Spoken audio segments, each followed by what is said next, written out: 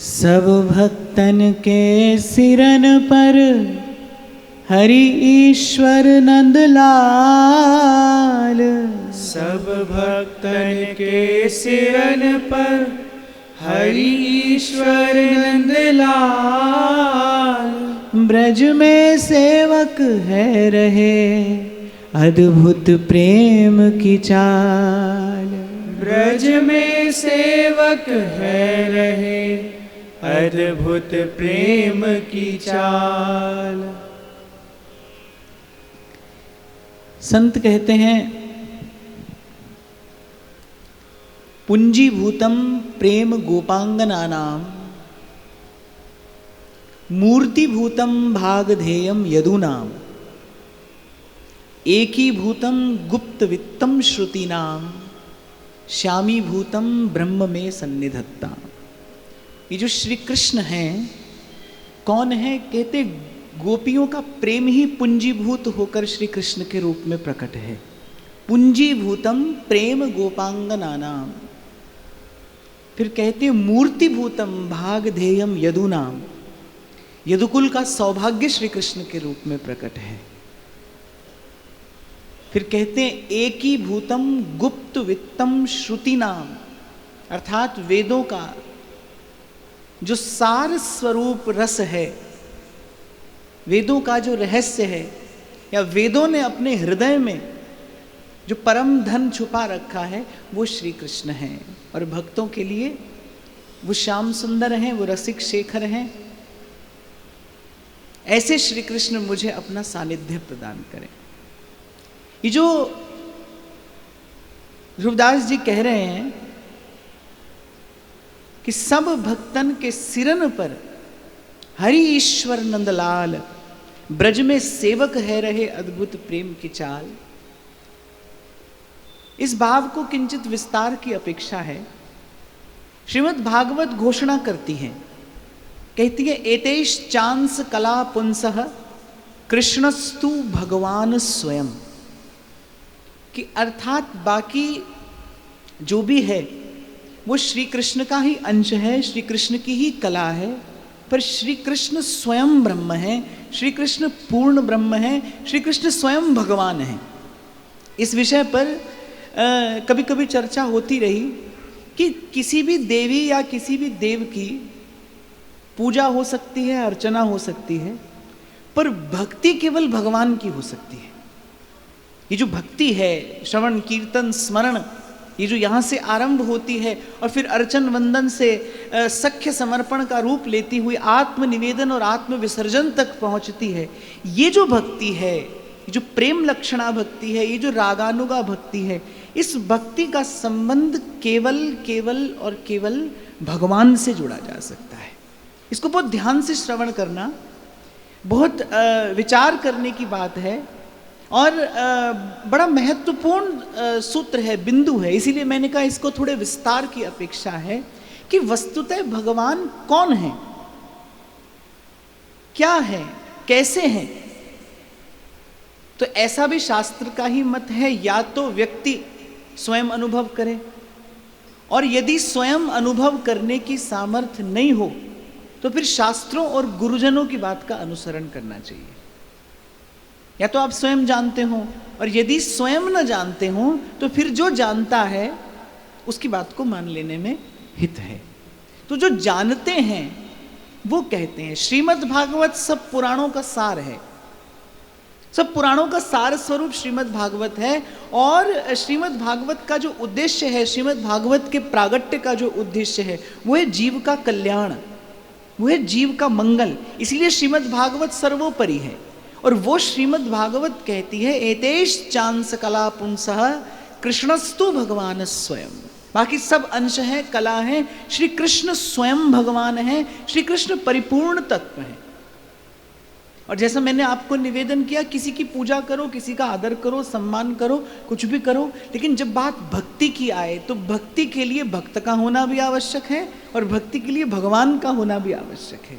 वो जो निष्काम भक्ति है, जिसकी हम बार बार बात करते हैं, जिसकी हम पुनः पुनः चर्चा करते हैं, वो निष्काम भक्ति करने के लिए या उस निष्काम भक्ति के होने के लिए आपका होना आवश्यक है, आपके हृदय में भक्ति भावना का होना आवश्यक है, पर उसी समय वहाँ सन्मुख भगवान का होना भी आवश्यक है। कल जब हम इस बात पर चर्चा कर रहे थे ना कि प्रेम की पूर्ण स्वीकृति श्री कृष्ण के ही निकट है। क्यों? क्योंकि वही परिपूर्ण तत्व हैं, वही पूरा का पूरा आपके प्रेम को स्वीकार कर सकते हैं और फिर आपके भाव के अनुरूप उसका उत्तर दे सकते हैं। आप देखिए दंडकारण्य में जब श्री रघुनाथ जी तपस्वी का भेष धारण किए ऋषि मुनियों के आश्रम में जाते थे, तो कहते किसी किसी ऋषि के मन में प्रभु का रूप देखकर प्रभु के प्रति कांता भाव उत्पन्न होता था। प्रभु के चरणों में विनय की तो भगवान ने कहा मैं इस समय मर्यादा से बंधा हूं, इस समय मैं आपकी ये विनती स्वीकार नहीं कर सकता, एक पत्नी व्रत लिया है मैंने, इसके लिए तो आपको मेरे अगले अवतरण तक प्रतीक्षा करनी होगी। तो जो प्रेम की पूर्ण स्वीकृति है वो यही है, इसी स्वरूप के सन्मुख है। और ये भगवान की ही लीला है, ये भगवान की ही इच्छा है, इसमें कोई क्यों क्या कैसे का तो कोई प्रश्न नहीं है। ऐसा ही भगवान का संकल्प है, ऐसी ही भगवान की लीला है और ऐसी ही भगवान की इच्छा है, और इसी इच्छा को यथावत मान लेने में ही जीव का मंगल है। मैं फिर कह रहा हूँ, छोटे बड़े की चर्चा नहीं हो रही है यहाँ, आधे अधूरे की भी बात नहीं हो रही है। भगवान तो अपने अंश रूप में भी भगवान ही है, पूरे ही हैं। भगवान का जो अंश कला अवतार होता है, वो अंश कला अवतार भी भगवान का होने से अपने आप में पूर्ण ही है। बात यहाँ पर प्रेम की है, बात यहाँ पर भाव की है, बात यहाँ पर हृदय की है। तो जो प्रेम और भाव की पूर्ण स्वीकृति है वो श्री कृष्ण के ही चरणों में संभव है, वो श्री कृष्ण के ही सन्मुख संभव है। प्रेम जब प्रफुल्लित होता है, कहते हैं कि प्रेम जब प्रवाहमान होता है ना, तो वो कोई बंधन स्वीकार नहीं करता। प्रेम होगा तो कोई बंधन स्वीकार नहीं करेगा, ये उसकी पहली शर्त है। महाप्रभु कहते हैं प्रीत न काहू की कान बेचारे। अगर बंधन में बंधा है तो प्रेम नहीं है। ध्रुवदास जी आगे सिद्धांत विचार लीला में कहेंगे, जो नेम में बंधा है वो प्रेम नहीं है। आप वैकुंठपति श्रीमन नारायण की उपासना करें तो उपासना करते करते आप प्रेम से जाकर उनका कान नहीं खींच सकते, वहां पर मर्यादा है, आपको एक मर्यादा रेखा के पार नहीं जाना है। वहां पर तो भगवान की चरण पादुका जिस पाद पीठ पर रखी रहती हैं, उस पाद पीठ का स्पर्श भी ब्रह्मादि केवल अपने मुकुट की नोक से करते हैं, दूर से, उससे निकट जाने का उनको अधिकार नहीं है। अर्थात सब जगह पर एक मर्यादा है। अच्छा देखो, जब प्रेम उमड़ेगा तो वो विचार नहीं करेगा। आप जितनी भी माताएं यहाँ पर बैठी हैं, जब बालक को गोद में लिया जाता है तो गोद में लेने से पूर्व माता इस बात का विचार थोड़ी करती है कि जब गोद में बालक आएगा 2 मिनट दुलराऊंगी, फिर 2 मिनट पुचकारूंगी, फिर इस समय उसके गाल पर हाथ रखूंगी, इस समय उसको हृदय से लगा लूंगी। इसका विचार संभव ही नहीं है। वो तो जब बालक गोद में आता है तो माता के हृदय में वो प्रेम की वात्सल्य की धारा उमड़ती है और माता कभी चूम लेती है, कभी हृदय से लगा लेती है, कभी पुचकार लेती है। अर्थात उसको पहले से सोचा विचारा नहीं जा सकता। प्रेम ऐसा ही है, जब प्रकट होता है उतना उससे पूर्व आपको कोई सूचना देता है और ना उसके पश्चात क्या होगा इसका कोई संकेत करता है। माने प्रेम की अपनी ही चाल है, प्रेम की अपनी ही गति है। वो किसी का कहा मानता नहीं, किसी का सुनता नहीं, किसी का उस पर नियंत्रण नहीं है, कोई उसे बांध नहीं सकता। तो जो ऐसा सर्वतंत्र स्वतंत्र प्रेम है, वो जब भक्त के हृदय में उमड़ता है तो उसके सन्मुख श्री कृष्ण जैसा प्रेमास्पद होना भी आवश्यक है। श्री कृष्ण ही हैं जो प्रेम की पूर्ण स्वीकृति करने को तत्पर हैं, तैयार हैं। अरे और तो और कुब्जा काम के भाव से श्री कृष्ण को देखती है, उसी भाव से श्री कृष्ण के पीताम्बर का छोर पकड़ती है, पर भगवान उसके भाव को भी स्वीकार करते हैं और उसके भाव को स्वीकार करके भगवान छोटे नहीं, अपितु भगवान की भगवत्ता और समर्थ हो जाती है। कि भगवान कहते हैं कि भाई अरे गंगा की धारा, सूरदास कहते हैं एक नदिया एक नार कहावत, मैलो नीर भरो जब मिल दो एक बरन भय सुरसरी नाम परो। फिर कहते हैं एक लोहा पूजा में राख्यो और एक घर बधिक परो। बोले एक तो पूजा में रखी मंदिर की घंटी है और एक कसाई के घर रखा हुआ लोहा है, पर कहते हैं ये दुविधा पारस नहीं जानत कंचन करत खरो। पारस पत्थर से जब वो दोनों लोह खंड छुआए जाते हैं तो तो पारस पहले ये नहीं पूछता कि भाई ये मंदिर से आया है या कसाई के यहाँ से आया है, पारस तो दोनों को सोना कर देता है। सूरदास कहते हैं प्रभु आपकी सृष्टि की ऐसी साधारण सी वस्तु में ऐसा गुण है कि वो पात्र अपात्र का विचार नहीं करती, तो आप क्यों कर विचार करने लगे। इसीलिए सूरदास कहते हैं और देव सब रंक भिखारी त्यागे बहुजु अनेरे, सूरदास प्रभु तुम्हारी कृपाते पाए सुख जो घनेरे, जो हम भले बुरे सो तेरे। सब तज भजिए श्याम को श्रुति स्मृति को सार, व्यास जी कहते हैं सब तज भजिए श्याम को। इस जीवन का लक्ष्य प्रेम की प्राप्ति है और प्रेम के लिए प्रेमास्पद का होना आवश्यक है, और प्रेमास्पद केवल केवल केवल श्री कृष्ण है। कोई आपकी श्रद्धा का आस्पद हो सकता है, कोई आपके आदर का आस्पद हो सकता है। मुझे बहुत विचार पूर्वक ये बात कहनी है यहाँ से, जो जिसका इष्ट है वो उसका भजन करे, पर यहाँ जो श्रुति स्मृतियों का सार स्वरूप सिद्धांत है, मैं संतों की वाणी का अनुसरण करते हुए केवल आपको वही निवेदन कर रहा हूं कि पुंजीभूतम प्रेम गोपांगनानाम मूर्तिभूतम भागधेयम यदूनाम। और संत कहते हैं एकी भूतम गुप्त वित्तम श्रुति नाम। श्रुतियों का जो हार्द है, श्रुतियों का जो वो परम रहस्य है, श्रुतियों का जो वो परम धन है, वो कौन है? वो श्री कृष्ण है। श्यामी भूतम ब्रह्म में सन्निधत्ताम पुंजीभूतम प्रेम गोपांगना। सो ध्रुवदास जी कहते हैं सब भक्तन के सिरन पर हरि ईश्वर नंदलाल, सब भक्तन के सिरन पर हरि ईश्वर नंदलाल, ब्रज में सेवक है रहे अद्भुत प्रेम की चाल, ब्रज में सेवक है रहे अद्भुत प्रेम की चाल। अच्छा देखो प्रेम क्या चाहता है? प्रेम चाहता है सर्वस्व का न्यौछावर, सर्वस्व का बलिदान ही प्रेम का आहार है, उसी से प्रेम पुष्ट होता है। आप जितना न्यौछावर करते चले जाइए आपकी प्रेम भावना उतनी पुष्ट होती चली जाएगी। प्रेम का आहार क्या है? प्रेम को भोग क्या लगाया जाता है? प्रेम को बस अपने सर्वस्व का ही भोग लगाया जाता है, यही प्रेम का आहार है।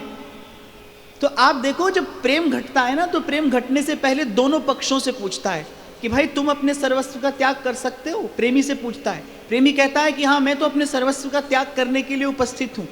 फिर जो प्रेमास्पद है प्रेम उससे पूछता है क्या आप भी अपने सर्वस्व का परित्याग कर सकते हैं, छोड़ सकते हैं अपनी सब मर्यादा, भूल सकते हैं अपनी सब प्रभुता? उस समय श्री कृष्ण के अतिरिक्त कोई उपस्थित नहीं होता। श्री कृष्ण है वो कहते कि हाँ मैं भक्त के लिए अपने सर्वस्व का त्याग कर सकता हूँ, मैं भक्त के लिए छोड़ सकता हूँ अपनी प्रभुता, मैं भक्त के प्रेम में भूल जाता हूँ अपनी भगवत्ता। और भूल कर दिखाई है ठाकुर जी ने, राजसुयज्ञ युधिष्ठिर कीना तामे झूठ उठाई, और प्रेम के बस नृप सेवा कीनी आन भय हरि नाई। इसलिए सूरदास कहते हैं सबसे ऊंची प्रेम सगाई। एक नहीं भाई अनेक कारण हैं, अनेक कारण है, पर सूरदास अंत में हार कर कहते हैं सूर क्रूर इस लायक नाही, कहाँ लग करो बड़ाई। हरे कृष्णा कहाँ लग करो बढ़ाई, कहाँ लग करो बढ़ाई। सबसे ऊंची प्रेम सगाई, सबसे ऊंची प्रेम सगाई। और फिर भाई हम तो कहेंगे, हम तो गाएंगे, और हम तो चिल्ला चिल्ला कर गाएंगे, हम तो डंके की चोट पर गाएंगे। कंकर पत्थर कौन चुनेगा, हाथ में हो जब हीरा, हाथ में हो जब हीरा। कंचन सदा रहेगा कंचन, और कखीर कखीरा, और कखीर कखीरा। आज भी है और सदा रहेगा, हरि का ही बोलबाला अपना, हरि है हजार हाथ वाला, वो दीन दयाला, हरि है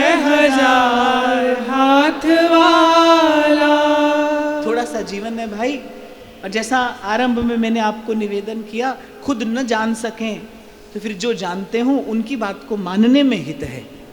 या तो स्वयं जानने की सामर्थ्य लाइए, स्वयं जानने की सामर्थ्य ना हो तो जिन्होंने जाना है उनके चरणों में अपना मस्तक रख दीजिए, उनके शरणागत हो जाइए। जिन्होंने जाना है वो कहते हैं, सब तज भजिए श्याम को, श्रुति स्मृति को सार। सब तज भजिए श्याम को, श्रुति स्मृति को सार। व्यास प्रगट भागवत में भृगुजु कियो निर्धार। व्यास प्रगट भागवत में भृगुजु कियो निर्धार। तो ये मत भूलें कि कृष्णस्तु भगवान स्वयं, भगवान स्वयं। और ध्रुवदास जी कह रहे ऐसे प्रभु, ऐसे हरि जो सब भक्तों के सिर पर छत्र के रूप में विराजमान हैं, कहते हैं कि ब्रज में सेवक है रहे अद्भुत प्रेम की चाल। फिर कहते प्रेम की देखो महिमा क्या है, कि वो त्रिलोकी का नाथ, वो जगत का नियंता, वो सृष्टि का रचयिता, बोले प्रेम के बस में होकर और ब्रज में सेवक होकर रहता है। कल ध्रुवदास जी कह रहे थे ना कि द्वार द्वार ब्रज सुंदरीन फिरत चक्र की भांति। कोई श्री ठाकुर जी को न्योता नहीं देना पड़ता है यहाँ, श्री ठाकुर जी को यहाँ कोई निमंत्रण नहीं देता है, न्योता नहीं देता है। गोपी तो बस माखन मत कर रख देती है, माखन मत कर रख देती है। अच्छा एक और बात देखिए, गोपी जो माखन मथती है उसको सजा कर नहीं रखती है, उसको छिपा कर रखती है।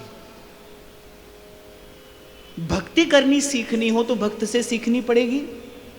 और भक्त की बात आती है तो नारद जी कह रहे भाई यथा ब्रज गोपी का नाम, पूरी भक्त तो ब्रज की गोपियां हैं। वो भक्ति की एक एक रीति, एक एक विधि से परिचित हैं। भाव की रक्षा कैसे की जाए, भाव का रक्षण कैसे किया जाए, ये गोपी जानती है। पूर्व भी हमने चर्चा की थी कि जिस भी भाव का आप गोपन करेंगे ना वो बढ़ेगा, उसका वर्धन होगा। भाव का गोपन ही भाव के वर्धन का हेतु है। मैंने आपको एक संकेत किया था, अगर हम साधारण पाप पुण्य की भी बात करें ना तो जीव अपना पुण्य प्रकट करता है, पाप छिपाता है। पुण्य प्रकट होने के कारण क्षीण हो जाता है और पाप छिपने के कारण बढ़ जाता है। तो जिसे आप छिपाएंगे वो बढ़ेगा। तो गोपी जो गोपन करना जानती है। लोग कहते हैं भागवत में श्री राधा का नाम नहीं है, श्री जी का नाम नहीं है। अरे भागवत में तो श्री कृष्ण के किसी भी प्रेमी का नाम नहीं है। श्री किशोरी जी का नाम नहीं है, सो तो कुछ लोग कहते हैं, कहते रहे, पर श्री भागवत में तो किसी भी गोपी का नाम नहीं है, किसी भी गोपी का नाम नहीं है। गोपियों ने शर्त रखी, हे प्रभु हमारे नाम का इस लोक में प्राकट्य ना हो, हमारा प्रेम छुपा रहे, हम नहीं जानती हमारा प्रेम प्रकट हो। जबकि प्रेम का स्वभाव क्या है, वो प्रेमी को छुपा रहने ही नहीं देता, वो प्रकट कर देता है। प्रेमी सतत प्रयास करता है मेरा प्रेम छिपा रहे, और प्रेम सतत उसकी सुरभि, उसकी सुवास चहु और प्रस्फुटित कराता रहता है। तो गोपी गोपन करना जानती है। गोपी माखन मथती है लेकिन उसको सजाकर सारे संसार को दिखाकर नहीं रखती है, उसे दुबका कर रखती है। अरे ऐसे कक्ष में रखती है जहां पर घना अंधकार है। कन्हैया से कन्हैया के लिए माखन निकाला है। गैया को चारा खिलाती थी तब कन्हैया का ध्यान करती थी, दुग्ध का दोहन करती थी तब स्मृति में श्री कृष्ण हैं। दुग्ध निकल जाने के बाद दही जमाती है तो मन में यही भाव है कि इसका माखन कन्हैया खाएगा। और दधि मंथन करते करते तो नख से शिख श्री कृष्ण की रूप माधुरी में ही छकी है गोपी। इसके उपरांत भी श्री कृष्ण के लिए जो माखन निकाला है वो श्री कृष्ण से ही छुपा कर रखती है। ये गोपी की रीत है, ये प्रीत की रीत है। यहाँ गोपी संकेत करती है, एक मौन संकेत करती है कि वो जो हृदय का प्रेम है, वो जो भाव है, अरे वो तो स्वयं से भी छिपा कर रखी है। तभी तो कबीर कहते हैं, अरे अंतर्यामी जानी है अंतर्गत का भाव, जो तेरे मन में सांच है कह कहना जना, गाइए मत, बतलाइए मत। और हमारी ओर हम देखें, हमारी ओर हम देखें तो हम देखिए हम इससे बिल्कुल विपरीत दिशा में जाते हैं। थोड़ी सी सेवा करें तो किसी ना किसी प्रकार से हम प्रकट कर देते हैं। फोन किया, अरे आपको पता नहीं इतने समय तक तो हम भजन में ही रहते हैं। उस बेचारे को तो पता नहीं था और वो जानना भी नहीं चाहता था कि आप कितने बजे तक भजन में रहते हैं। आपको बताने की कोई आवश्यकता नहीं थी। और बात हो गई तो 1 मिनट बात कर लीजिए, इसकी सूचना सारे संसार को देने की कोई आवश्यकता नहीं है। माने ये मैं अपनी बात भी कर रहा हूं, ये जीव का स्वभाव है, ये हमारी वृत्ति है, ये हमारी पुंश्चली वृत्ति है। जीव जो है वो अपने अभिमान की प्रतिष्ठा चाहता है, इसीलिए प्रेम के उस रसास्वादन से वंचित रहता है। देखो प्रेम का जो स्फुरण होता है, प्रेम का जो प्राकट्य है, जो प्राकट्य स्थान है प्रेम का, वो क्या है? हृदय। हृदय में प्रेम प्रकट होता है। और प्रेम की गति क्या है? ऊर्ध्व गति है। वासना की गति क्या है? अधोगति। हृदय में जब वासना उत्पन्न होगी तो उसकी अधोगति होगी, वो आपकी शक्ति का क्षय कराएगी। जी, हृदय में जब प्रेम प्रकट होगा तो उसकी गति क्या है? ऊर्ध्व गति है, वो ऊर्ध्वगमन करता है। तो प्रेम हृदय से प्रकट होता है, ऊर्ध्वगमन करता है। और प्रेम का जो निवास स्थान है वो क्या है? नेत्र। नेत्रों में प्रेम रहता है, हृदय से प्रकट होता है और नेत्रों में रहता है। जन्म स्थान है हृदय प्रेम का, जो निवास स्थान है वो नेत्र है। लेकिन हृदय और नेत्र के मध्य में क्या है? मुख है। बस इस छिद्र से आपका मेरा भाव जो है ना वो बार बार संसार में प्रकट हो जाता है। सत्संग की कृपा से आप इसका अनुभव करके देखना, सत्संग की कृपा से आपके मेरे हृदय में भाव जन्म लेता है। साधु संघ की कृपा से, धाम के सेवन की कृपा से, नाम जप की कृपा से आपके मेरे हृदय में भाव जन्म लेता है। लेकिन वो अपने ठिकाने पहुंचे उससे पहले हम अपनी जिह्वा से उसको प्रकट कर देते हैं। वो अपने विश्राम स्थल तक पहुंचता नहीं, अपने निवास स्थल तक पहुंचता नहीं, वो पूर्ण आकार ले नहीं पाता। इसलिए बार बार संत कहते हैं भजन को छिपाना ही भजन को बचाना है। किसी को भी खबर ना पड़े आपके भीतर क्या है, जिसके लिए है वो जानता है। कोई समय आने पर उसकी संभाल भी करेगा और उसका उत्तर भी देगा, उसका उत्तर भी देगा। इसीलिए महाप्रभु ने शायद सुधा निधि में एक स्थान पर कहा कि लिखंति भुजमूलतो न खलु शंख चक्रादिकम विचित्र हरिमंदिरम न रचयंति भालस्थले। हम अपने माथे पर कोई सुंदर तिलक नहीं सजाते और न शंख चक्रादिक की कोई छाप धारण करते हैं। अरे वो तो कहते हैं कभी कभी तो लसत तुलसी मालिका हम ददती कंठ पीठे नवा, कभी कभी कंठ में वो तुलसी की कंठी भी दिखाई नहीं देती, पर हृदय में क्या है? गुरोर भजन विक्रमात् कहते महाबुद्धय। हृदय में कोई बड़ा गहन गंभीर, बड़ा गरिमामय, बड़ा गौरवशाली भजन है और बस वही पर्याप्त है, वही पर्याप्त है। तो प्रेम तो हो, पर प्रेम के लिए प्रेमी भी हो और प्रेमास्पद भी हो। आप यदि प्रेमी होना चाहें तो फिर श्री कृष्ण जैसा प्रेमास्पद खोजिए। सार की बात यही है। मैं निवेदन ये कर रहा था, थोड़ा सा जीवन है, सार को गहना चाहिए। और सार की बात यही है, सब तज भजिए नंद कुमार। एक भजन विधि सो करत नीके मानत नाही। एक भजन विधि सो करत नीके मानत नाही।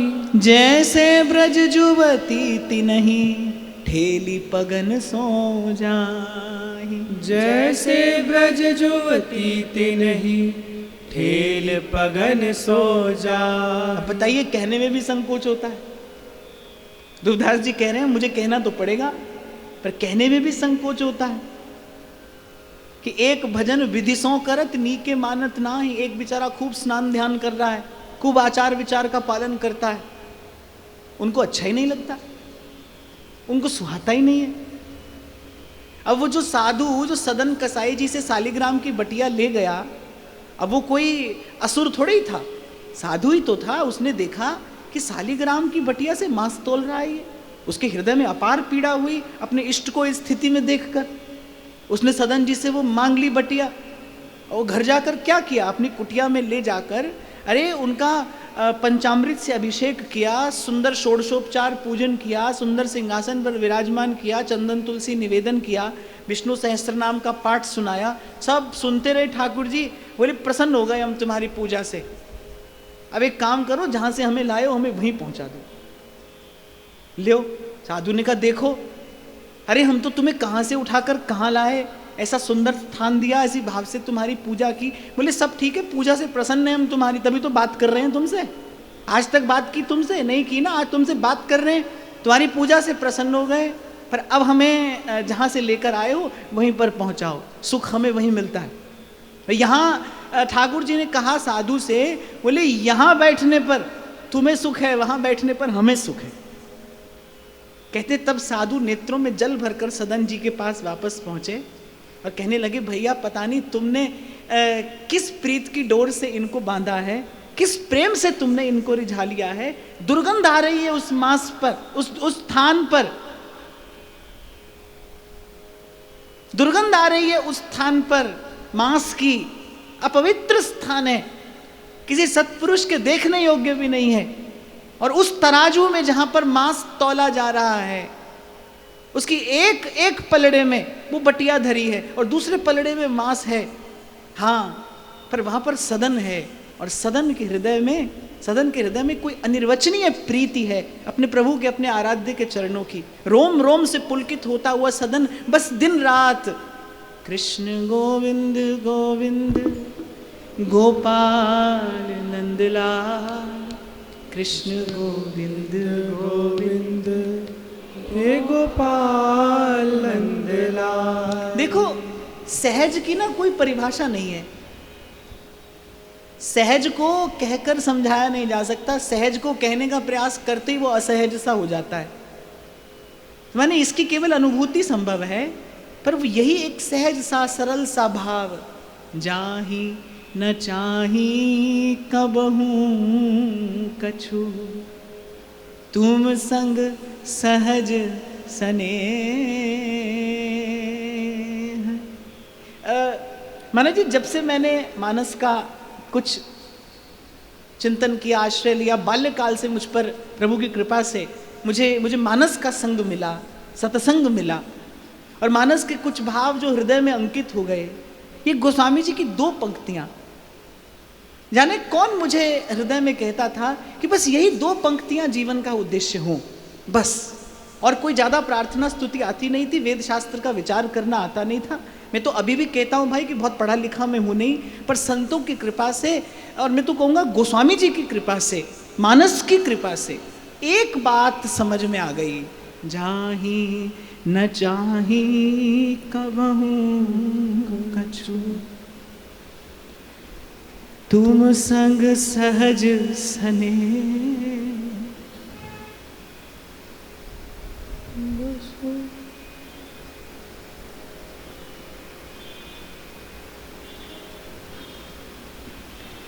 बसहु निरंतरता के उर, सोराउर निज गे, सोराउर निज गे। महाराज जी, मैं शायद पहली कक्षा में होऊंगा, शायद उससे भी पहले की बात है, मुझे ठीक से स्मरण नहीं है। माँ मुझे उंगली पकड़कर पास के मंदिर में लेकर जाती थी। मैं छोटी सी लुटिया लेकर शंकर जी को रोज अर्घ्य निवेदन करने जाता था। उस मंदिर के जो ब्राह्मण थे, जो पुजारी थे, उन्होंने एक दिन माँ से कहा कि मैं इस बालक को मानस पढ़ाना चाहता हूँ। तो माँ हंसने लगी कि बोले अभी तो काका का भी जानता नहीं है, मानस कहाँ से पढ़ेगा। बोले मुझे प्रभु की प्रेरणा है, इस बालक को मानस पढ़ाना है। उन्होंने अपने हाथ से, अपनी ओर से ही मुझे पोथी दी, जो मैंने आज तक संभाल कर रखी है। तब से मेरे जीवन में मानस आई, और मुझे भक्ति भाव का प्रथम परिचय जो मिला वो गोस्वामी जी की मानस की कृपा से है।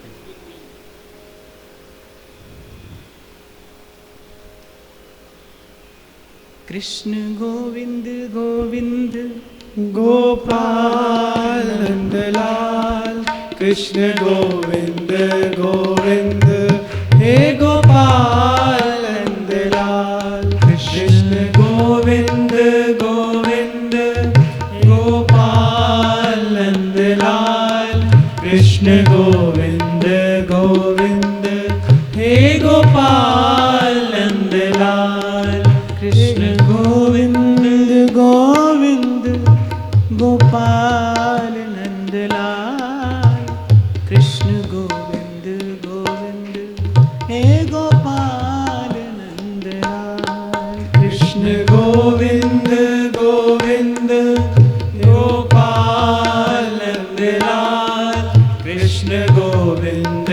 गोविंद हे गोपाल नंदलाल। तो कह रहे नी के मानत नाही, वो सुहाता नहीं प्रभु को। कल भी विराम के क्षणों में महाराज जी ने बड़ा मार्मिक प्रसंग सुनाया मुझे कि जब भगवान आ रहे थे शबरी जी की कुटिया की ओर, तो मार्ग में सब ऋषि मुनियों के आश्रम थे और सब ऋषि मुनि प्रभु के आगमन की प्रतीक्षा कर रहे थे। अपनी अपनी विधि से सभी भजन कर रहे थे, साधन कर रहे थे, सभी प्रभु के आगमन की प्रतीक्षा कर रहे थे। पूजा के थाल हाथ में सजाए, षोडशोपचार पूजन के लिए तत्पर आतुर, सभी के नेत्रों में प्रतीक्षा थी। पर कहते हैं कि श्री रघुनाथ जी ने तो किसी की ओर देखा भी नहीं। शबरी कहाँ है, शबरी कहाँ रहती है, शबरी की कुटिया कहाँ है, शबरी का स्थान कहाँ है, माता शबरी कहाँ रहती।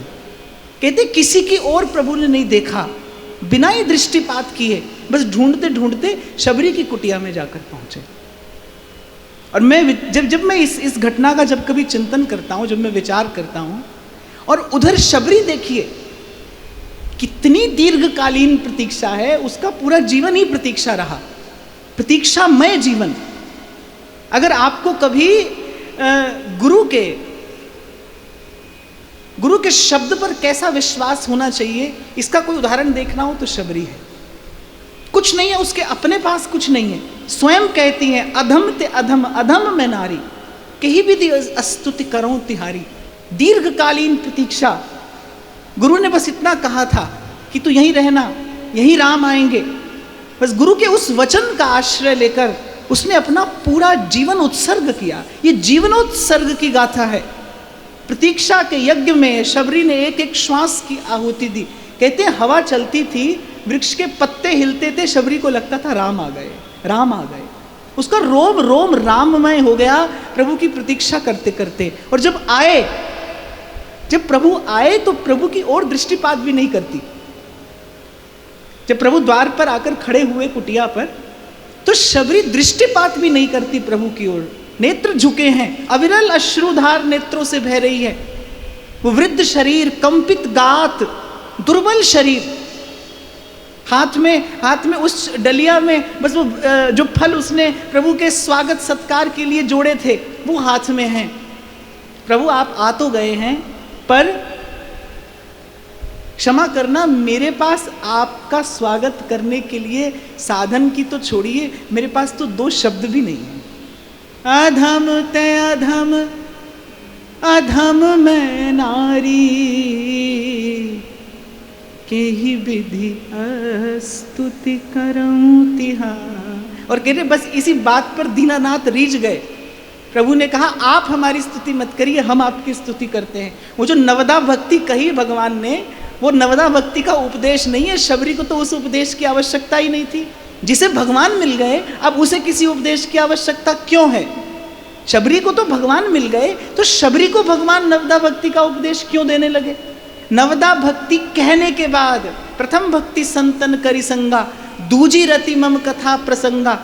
भगवान ने कहा गिनती जाना, प्रथम भक्ति संतन करी संगा, दूजी रति मम कथा प्रसंगा, गुरु पद पंकज सेवा, तीसरी भक्ति अमान, चौथी भक्ति मम गुणगन करई कपट तज गान, मंत्र जाप मम दृढ़ विश्वासा, पंचम भजन सुवेद प्रकाशा, छठ दम सील बिरति बहु कर्मा, निरत निरंतर सज्जन धर्मा, सातम सम मोहि मैं जग देखा, मोते अधिक संत करी लेखा, आठम जथा लाभ संतोषा, सुपने हूँ नहीं देखऊं पर दोषा, नवम सरल सब सो छल हीना, मम भरोस ही हरस न दीना। ये नवदा भक्ति कहने के बाद फिर भगवान ने कहा कि नवमहु एकौ जिनके हुई, नारी पुरुष सचराचर सोई। भगवान ने कहा सचराचर में इन 9 भक्तियों में से एक भी किसी के हृदय में हो तो वो मेरा परम प्रिय है। शबरी को तो अंत में पता चला कि प्रभु मेरी स्तुति करने लगे। फिर अंत में भगवान ने कहा कि नवमहु एकौ जिनके हुई, नारी पुरुष सचराचर सोई। और अंत में भगवान कहते हैं सोई अतिशय प्रिय भामिनी मोरे, सकल प्रकार भगति दृढ़ तो। ये सब भक्तियां आप में दृढ़ रूप से विराजमान है। तो वस्तुतः शबरी की स्तुति है। प्रभु शबरी का वो दैन्य, वो संकोच देखकर इतने द्रवीभूत हो गए करुणा सिंधु भगवान कि भावावेश में भूल गए कि मैं तापस भेष में हूं। एक तपस्वी को, एक सन्यासी को, वल्कल वस्त्रधारी है, जटाजूटधारी भगवान का रूप है। भगवान ये भी भूल गए कि मैं तापस भेषधारी हूं। और शबरी को भामिनी कहते हैं। कह रघुपति सुन भामिनी बाता, मानो एक भगति करिना। तो बहन कहकर पुकारा शबरी। सोई अतिशय प्रिय भामिनी मोरे, सकल प्रकार भगति दृढ़ तोरे। तो भक्त के निकट जाने पर ही भाई खबर पड़े तो पड़े कि हृदयेश को कैसे रिझाया जा सकता है, कैसे पाया जा सकता है। ध्रुवदास जी कहते हैं इन ब्रज की गोपियों का वैभव देखो, पांव से ठेलती हुई चलती हैं, पांव से ठेलती हुई चलती हैं, जाने मुख से क्या क्या उल्टा सीधा कहती हैं कन्हैया को। भक्त भगवान का श्रृंगार करते हैं, या यशोदा मैया श्रृंगार कराकर भेजती है और गोपी सब श्रृंगार बिगाड़ देती है कन्हैया का। मन भाया सा उल्टा सीधा सा श्रृंगार। अरे कभी कभी तो चंदन की खौर मिटाकर गैया के गोबर का तिलक लगा देती है। संसार प्रभु का श्रृंगार बनाता रहता है गोपी बिगाड़ कर, और फिर लगा देती है गोबर की खौर और कहती है अब जा दिखा अपनी मैया को, हमने क्यों तेरे कैसे श्रृंगार। पर है क्या? प्रेम की महिमा है भाई। यही प्रेम का वैभव है, यही प्रेम का वैभव है।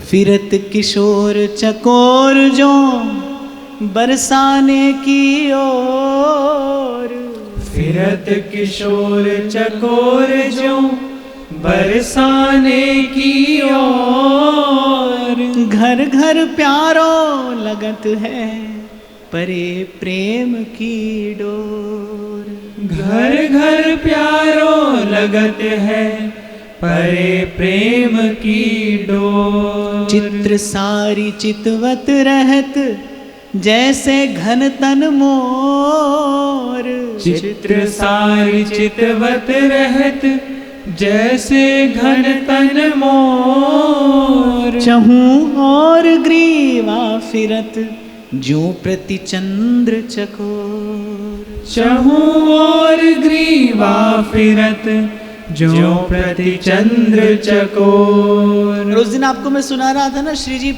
पश्चिम दिशा में अर्घ प्रदान कर रही थी। ललिता जी ने कहा कि ये क्या करती हैं, तो श्री जी ने कहा भाई किसी का सूर्य कहीं से उदय होता हो, हमारा तो इसी दिशा से उदय होता है। वही बात ध्रुवदास जी ठाकुर जी के लिए कह रहे हैं, बोले फिरत किशोर चकोर जो बरसाने की ओर। आपने कभी चकोर पक्षी देखा है? नहीं देखा, कभी चकोर नहीं देखा। चकोर जब चंद्रमा को देखता है तो पलक नहीं झपकाता, अपलक देखता है, और चंद्रमा जो है नवमंडल में गतिमान रहता है। तो कहते जैसे जैसे चंद्रमा चलता है ऐसे ऐसे चकोर की जो गर्दन है वो चलती रहती है चंद्रमा के पीछे पीछे, जब चंद्रमा को निहारना नहीं छोड़ता वो। इसलिए संत बार बार चकोर का उदाहरण देते हैं कि दर्शन कैसा हो, बिल्कुल चकोर की नहीं, अपलक निहारता है चकोर। उसके लिए सारी सृष्टि का अस्तित्व समाप्त हो जाता है चंद्र का दर्शन करते। सारी सृष्टि का अस्तित्व मिट जाता है चकोर के लिए जब वो चंद्र का दर्शन करता है। तो कभी श्री कृष्ण के मुख चंद्र का दर्शन हो ना, तो इसी प्रकार हो, दर्शन ऐसा हो कि दर्शन करते करते, कई बार आपको बताता हूं कि सारी चेतना आपकी आपके नेत्रों में सिमट आए। मान लीजिए आपकी पूरी जीवनी शक्ति आपके नेत्रों पर आकर टिक गई है, ऐसे दर्शन हो प्रभु का। एक टक चकोरवत प्रभु के मुख चंद्र का रस पान करिए, यही दर्शन की विधा है। तो कहते हैं कि फिरत किशोर चकोर जो बरसाने की ओर, बरसाने की ओर श्री ठाकुर जी चकोर की भांति देखते हैं, चकोर की भांति निहारते हैं अपलक, और कहते हैं बरसाने का घर घर प्यारा लगता है उन प्रिया जी के नाते। बरसाने का घर घर उन्हें प्रिय है, परे प्रेम की डोर। और कहते चित्र सारी चितवत रहत जैसे घनतन मोर। और बरसाने की शोभा को, वहाँ की चित्र विचित्र उस आभा को, सुंदरता को कह रहे निहारते हैं कैसे, जैसे घन तन मोर। ऐसे मोर बादल की ओर देखते ही प्रसन्न होकर पंख फैलाकर नाचने लगता है। मोर के हृदय का उल्लास प्रकट हो जाता है, थिरकने लगता है मोर जल से भरे हुए बादल को देखकर। ऐसे ही बरसाने की शोभा को देखकर घनश्याम जो हैं वो आनंद से थिरकने लगते हैं। और फिर कहते हैं चहु ओर ग्रीवा फिरत ज्यों प्रति चंद्र चकोर।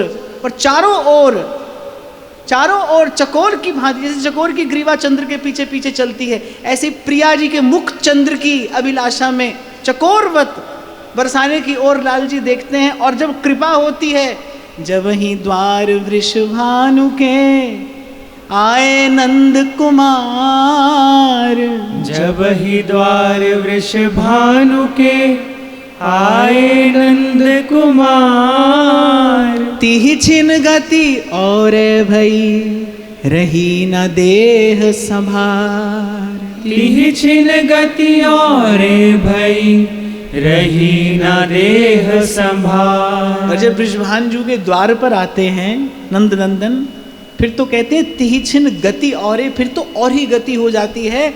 श्री लाल जी को अपनी देह की संभाल भी नहीं रहती।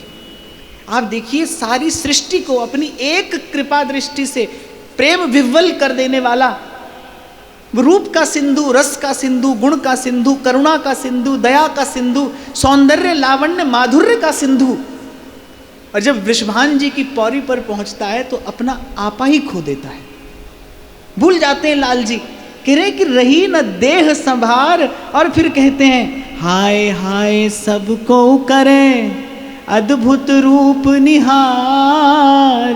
हाय हाय सबको करे अद्भुत रूप निहार। कहाँ भयो या कुंवर को देत प्राण सब वार। कहाँ भयो या कुंवर को देत प्राण सब वार। वृषभानु के महल पर के द्वार पर आते ही अचेत हो गए, केवल ये विचार करके कि यहाँ श्री प्रिया जी का निवास है, यहाँ श्री प्रिया जी विराजमान है। केवल ये विचार करके श्री लाल जो मूर्छित हो जाते हैं, मूर्छा आ जाती है। अरे संसार में किसी से आसक्ति करने वाला हृदय भी ये गाता है, वो घड़ी दो घड़ी जहाँ बैठे, वो ज़मीं महके वो शजर महके, तेरी खुशबू से सारा घर महके, तेरे आने की जब खबर महके, तेरी खुशबू से सारा घर महके। ये तो संसार का कोई तथाकथित प्रेमी हृदय कह रहा है, वो घड़ी दो घड़ी जहाँ बैठे, मेरा प्रियतम जिस स्थान पर घड़ी दो घड़ी बैठा था, वो ज़मीं महके वो शजर महके, तेरी खुशबू से सारा घर महके। श्री प्रियाजू के निवास स्थान पर जहाँ श्री जी विराजमान हैं, जहाँ अलक लड़ैती कुंवरी किशोरी राधा विराजती हैं, उस द्वार पर आते ही श्री लाल जी को प्रेमाधिक्य से मूर्छा आ जाती है। और जैसे ही मूर्छित होकर गिरते हैं, ध्रुवदास जी कह रहे हैं हाय हाय सबको कहे अद्भुत रूप निहार। श्री लाल जी का अद्भुत रूप देखकर सब बरसाने वासी कहने लगते हैं, सब बृषभानपुर वासी कह रहे हैं कि अरे ऐसे सुंदर सुकुमार किशोर को क्या हुआ, कहाँ भयो या कुंवर को।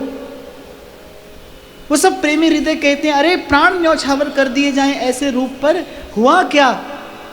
और ध्रुवदास जी लिखते हैं तनक भनक श्रवणन परी रह न सकत अकुलाई, तनक भनक श्रवणन परी रह न सकत अकुलाई, झांकी सखियन संग तज कुंवरी झरोखा आय, झांकी सखियन संग तज कुंवरी झरोखा आय। और वहाँ महल में जब श्री किशोरी जी के कान में भनक पड़ती है कि द्वार पर कोई सांवला सलोना सुकुमार किशोर पड़ा है जो महल के चौखट पर आते ही प्रेमाधिक्य से मूर्छित हो गया, प्रस्वेद से लथपथ उसका गात है, उसकी रोमावली कंटका कीर्ण हो रही है, उसके बंद अर्ध निमीलित नेत्रों से प्रेमाश्रु झर रहे हैं।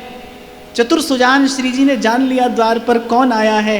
तनक भनक श्रवणन परी, और कह रहे रह न सकी अकुलाए, झांकी सखियन संग तजी कुंवरी झरोखा आए। प्रीतम की प्रेम गति देख भूली तन गति, बड़े बड़े नैना दो आए प्रेम जल भरी। प्रीतम की प्रेम गति देख भूली तन गति, बड़े बड़े नैना दो आए प्रेम जल भरी। और श्री जी के वो बड़े बड़े कजरारे अनियारे रत्नारे नेत्र आर्द्र हो जाते हैं, प्रेम के अश्रु नेत्र कोरों पर चमकने लगते हैं। लाज छाड़ अति प्यार सो चितई कछु मुस्काई। लाज छाड़ अति प्यार सो चितई कछु मुस्काई। सैनन में अति चतुर पिय रहे चरण सिरना। सैनन में अति चतुर पिय रहे चरण सिरना।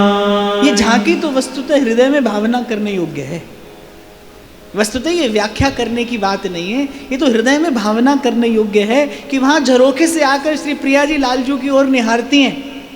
और ध्रुवदास जी कह रहे लाज छाड़ अति प्यार सोचिते कछु मुस्काए। वृषभानुपुर वासियों के लिए ये सांवला सलोना सुकुमार अपरिचित है, और किसी अपरिचित की ओर देखकर मुस्कुराना ये तो अच्छी बात नहीं है। पर ध्रुवदास जी कह रहे पहचान लिया है प्रियाजू ने कि कौन है, इसीलिए लाज छाड़ अति प्यार सो चितई कछु मुस्काई। प्रियतम की ओर देखकर कुछ प्रेम से प्रियाजू मुस्कुराती हैं, प्रेम भरी वो चितवन, रस भरी वो मुस्कन। और सैनन में अति चतुर प्रिय रहे चरण सिरनाई। और प्रियतम भी नेत्रों ही नेत्रों में श्री चरणों में प्रणाम निवेदन करते।